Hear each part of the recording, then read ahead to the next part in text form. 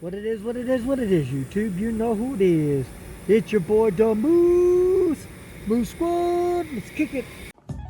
Yeah. Hey. Moose on the loose, showing up to the party. Got 4 or 5 dudes in the room, so we party. The Moose go up to the DJ stand. Everybody stand up, they gon' clap their hands. We pulling up to the wedding and the Moose still loose. He the one, he the boy, and he 2-step too. Got this music in tune. Yeah. Running DJ, keep the party cool. Ain't nobody going home, they been jumping on their feet. Party to the beat, we gon' party every week. And this Moose still on, we gon' party every week. Yeah, long as he gon' be the DJ. Alright, man, let me walk through my equipment, show you what's going on outside. And I'm gonna B-roll the inside so you can check it out. It's a kid's party, a 1-year-old party. So, I'm gonna give you all the action every few minutes in the check-in like I normally do. Alright, so let me go ahead and show. I got the 2 Alto TS315s. The laptop's hiding behind the scram. It's really hot out here. So this is a way to conceal and make it cooler for your system, to put your speaker stand screens on top of your equipment stuff. It works really well. It absorbs most of the heat. And then I got my JBL 618, whatever it is, but it's the 18. That thing kicks some butt. It's an Eon.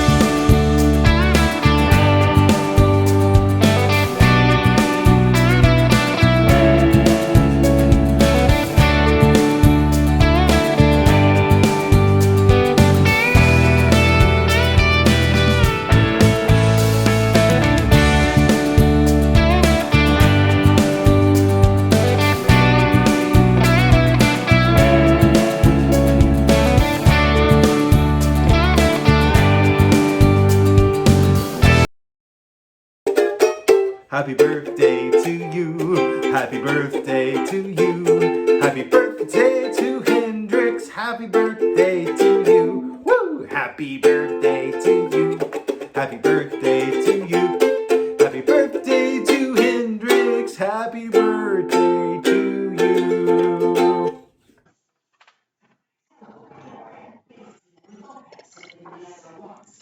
Alright, so there you have it. That little bit of B-roll.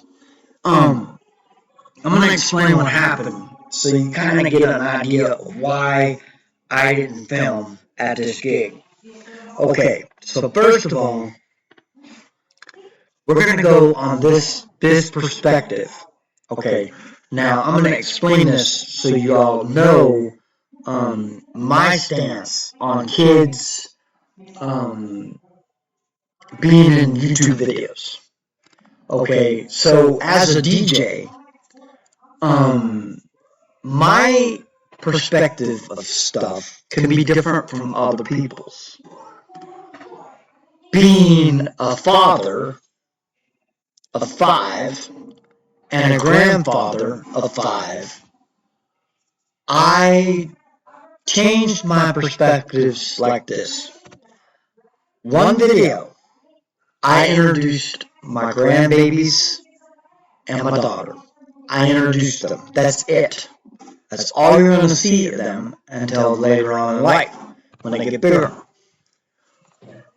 Okay. And the reason I introduced them, so you kind of get an idea of where I'm coming from when I say family. Okay. As a grandfather, my grandson runs around the house like a wild dinosaur. And sometimes I have to edit the video because he pops in. But the deal with this is this. The client, I respect every client. Each client has a different respect for me. This client actually said to me, I said, I'm going to shoot a video and I'm going to edit the video because there's pictures of her son in it. I said, I'm going to edit those pictures out. She said for her that I can give her the raw video, which I did, and I'm going to give you guys something different.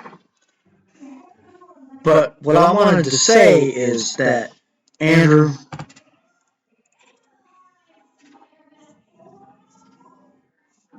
John Turkey, don't do that. You're going to get me in trouble. So, point said. But anyways, one thing that I can say is that when you're raising children, raising grandchildren, or raising foster kids, the parent's rights to do what the parent wants to do. Now, me being who I am has the respect of I want to protect all children no matter what. If they're not my children, it doesn't matter. What matters is they're God's children. So I have to protect those children as well as the parent. That's what the parent's job is to do, is protect the child. Being a grandfather of 5 and a father of 5, I have to, I have to abide by those rules. So one of the rules that I have, and all my children, are not, they can shoot YouTube videos all day long, but they can't be in them. They can shoot TikTok videos and not be in them. So that's why the video is short, because of kids were involved. And now, if they're teenagers, they're a little different. Teenagers, I can do legally and not have any problems. Usually, I get the permission and then I do it. But I don't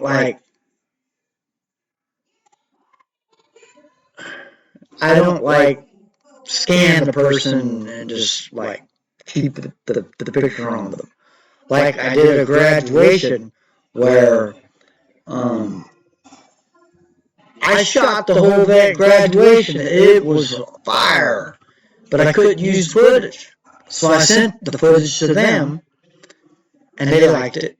But they were concerned that I was going to YouTube it, and I said, no, I'm only going to YouTube this piece of it. And I showed them what I YouTubed, and they agreed with it. So that's how this works. That's how my channel works.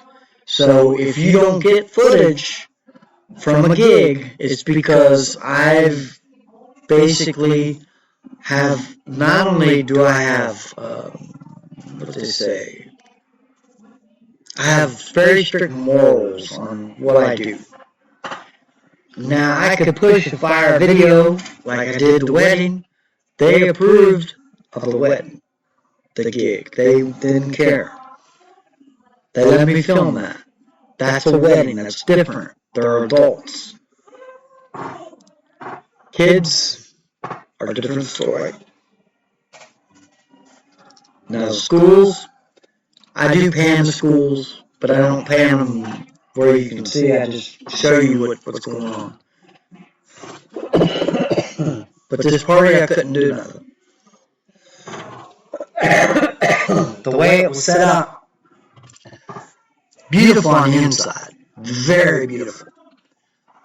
Now, I do want to say this. She had her work cut out for her. And as a DJ, I really, really, really, really want to say this. Wire management is very important. Because when so I had to share outlets with the balloon guys. The big old, the big old balloon jumpy houses. They had 3 jumpy houses they were supposed to set up. They only set up 2 because they didn't have enough outlets. And I'm going to share this with you. They didn't bring enough electrical cords. The client and me had to provide electrical cords for the jumpy houses. We even had to have an outlet for them to run the popcorn machine. They took it out. And then they had the whatchamacallit machine. They had that machine too, and they used it. But what my saying is, DJs, we need to be prepared. As a DJ, we need to be prepared. Make sure that you have extra extension cords at all times. Make sure you have the right amount of footage of extension cords.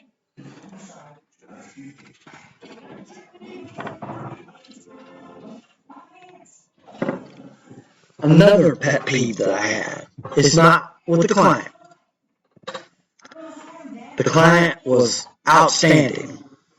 I gotta give her credit. She did her motherly duty. She did it perfect. But what I want to say is my pet peeve that I had was with the guys with the bouncy house. They went in. This is how it works. They went in, plugged their stuff in, and walked off.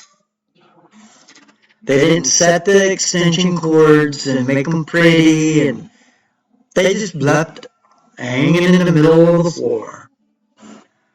So, me being who I am, me being a DJ and like everything neat, realized that somebody's going to be going in that corner, and lucky I did what I did. Because somebody did go in that corner. They used that corner. I had my son go in there, my neighbor, go in and clean up those wires.